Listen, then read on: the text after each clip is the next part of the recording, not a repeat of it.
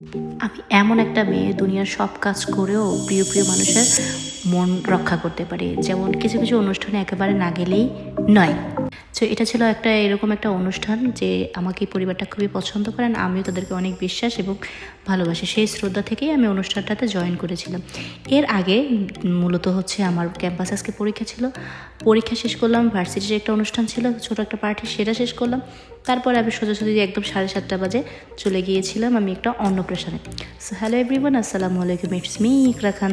So আজকের দিনটা ছিল খুবই মজাদার দিন। এই দিন ফ্রাইডে, শুক্রবার, আর এই ভিডিওটা ছিল শুক্রবার দিনের। আমার একে একে 4টা প্যারা ছিল, মানে এটা হচ্ছে সুন্দর মোমেন্ট। কিন্তু এর আগে যে প্যারাগুলো সামলাইছে, বাই দ্য ওয়ে, বাবুটা মাশাল্লাহ মাশাল্লাহ বলতে কেউ বলবেন না, আমার ফেভারিট একটা পার্সন হয়ে গেছে। ওর নাম সাঙ্গিক আয়ান্স না কি যেন, খুবই একটা কঠিন নাম।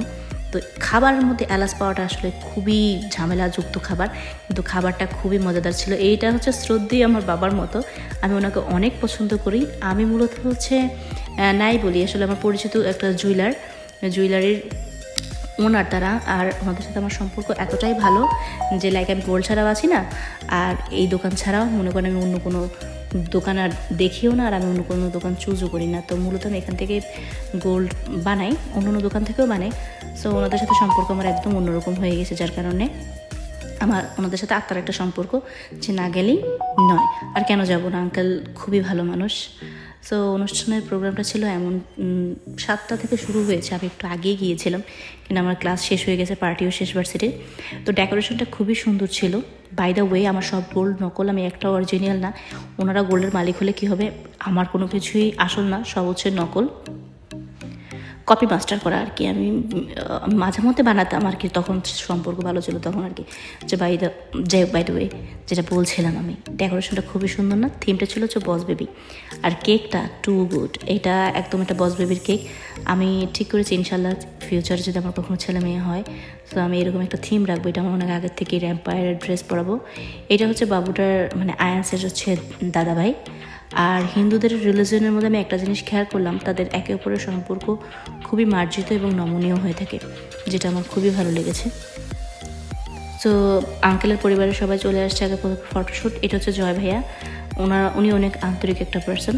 তো এটা হচ্ছে জয় ভাইয়ার বাবা, আর ওনাদের রিসেন্ট বিয়ে হয়েছে, আর বাবুর এখন হচ্ছে অন্নপ্রাশন। তাই অন্নপ্রাশন আমার মনে হয় ওনাদের রিলিজিয়নে অন্নপ্রাশনটা অনেক বড় করে করা হয়, যেমন আমাদেরটা তেমন একটা করে না। আমার মনে হয় বাচ্চারা প্রথম ভাত মুখে খায়, এটা করা উচিত। আসলে আমরা এতটা গুরুত্ব দিই না, বাট আমি চিন্তা করেছি আমি এমন কিছু করব ফিউচারে।